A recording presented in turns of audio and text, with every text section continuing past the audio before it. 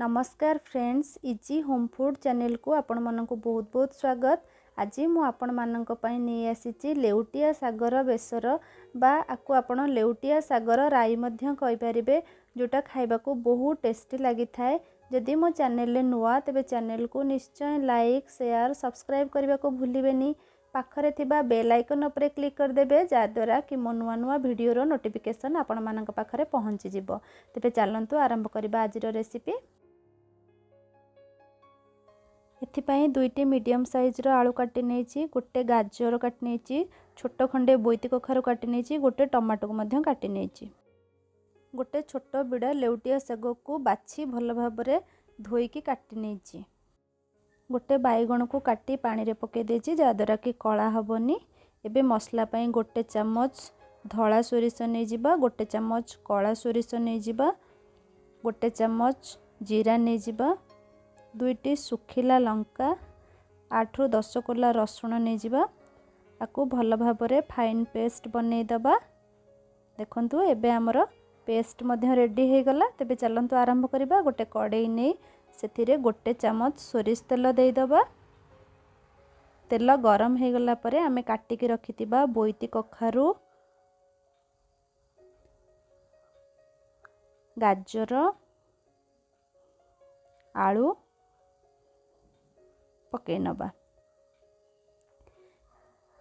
एबे हमको सबु परिबा को टिके संतुलिबार अछि। टिके समय परिबा भाजी देले आम तरकारी रो टेस्ट बहुत भल आसी थाए। देखंतु 2-3 मिनिट भाजिला परे एमती टिके टिके लाल लाल देखा गले एबे हमें आकु गोटे प्लेट को काढ़ी नबा। सेम कड़ाई रे 3 चम्मच सोरिष तेल दे नेबी। तेल गरम हो गले अधा चम्मच पंचफुटन पके नबा। पंचफुटन टिके फुटिबा पर्यंत वेट करिबा। टिके फुटी गला परे सेतिरे गोटे मीडियम साइज रो प्याज को काटी के रखिछि पके दबा। ए समय रे हमको गैस रो फ्लेम को मीडियम रखिबार अछि। एबे प्याज टिके आमे भाजी नबा। टिके लाल लाल हेला पर्यंत हमको प्याज को भाजीबार अछि। एमती टिके लाल लाल हेला पर्यंत आमे भाजीबा। सेतिरे गोटे टमाटो काटी के रखिथिले ताकू पके नबा। पियाज को आउ टमाटो को तेल रे भल भाबरे टिके भाजी नबार अछि। टमाटो को जल्दी स्मूथ करिया पई सेतिरे गोटे चम्मच लूण पके नबे। एठारे मु जो लूण व्यवहार करिछि टोटल तरकारी मुताबक लूण व्यवहार करिछि। आपण चाहिले कम बेसी करि परिबे। देखंतु आम टमाटो धीरे धीरे स्मूथ होबा को लागिलाणी। एबे सेतिरे बाटी के रखितिबा पेस्ट दे दबा। एठारे गोटे टिप्स मु आपण मानकु देबी। समस्ते कहंती सोरिष मसला पिता लगे, बिल्कुल पिता लागबनी। आपण सोरिष मसलाटी को बाटी के आधा घंटे रखि दियंतु, जम्मा पिता लागबनी। एबे सेथिरे आधा चम्मच हळदी गुंड पके नबा। हळदी गुंड पके की भल भाबरे गोळेई नेबी। एबे गैस रो फ्लेम को मीडियम रखी की 2 मिनिट पर्यंत घोड़ेबा को छाड़ी देबी। 2 मिनिट परे देखंतु आम मसलाटी फुटी जाइछि। तेल सहित सोरिष मसलाटी कषिबा द्वारा पिता लगी थाए। आपण एमती जदि पानी देकी टिके समय फुटिबा को देबे, बिल्कुल सोरिष मसला पिता लागबनी। सेतिरे भाजी की रखितिबा सब परिबा ऐड कर दबा। एबे परिबा देकी भल भाबरे गोळेई नबा। एमती रे परिबा तो किछि समय भाजी हो जाइछि हमर, ताकू 5 मिनिट पर्यंत फुटिबा को छेड़ दबा। 5 मिनिट परे देखौछि, देखंतु आम मसलाटी टिके सुखिला आसलाणी। एबे आमे सेथिरे अधा ग्लास पाखापाखी पानी ऐड कर दबा।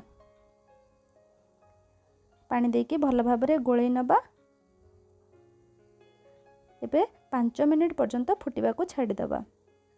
5 मिनिट परे देखौछि, देखंतु आम परिबा पाखापाखी सिझी आसलाणी। सेथिरे काटी के रखितिबा बैगण पके नबा एवं साग मध्य पके नबा। बैगण और साग को जदि आपण आरंभर पके देबे ताले साग और बैगण जल्दी सिझी जाए, टेस्ट भल आसीबनी।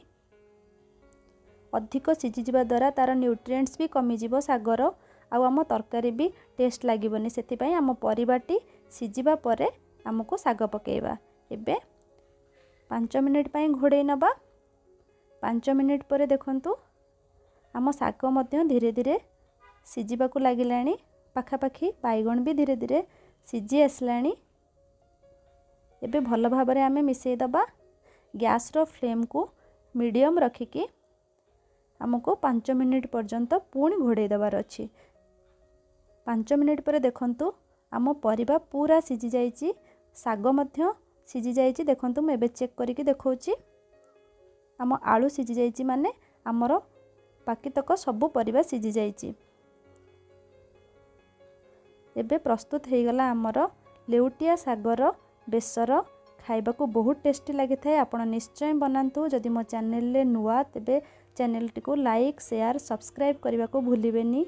रहिली नमस्कार। जय जगन्नाथ।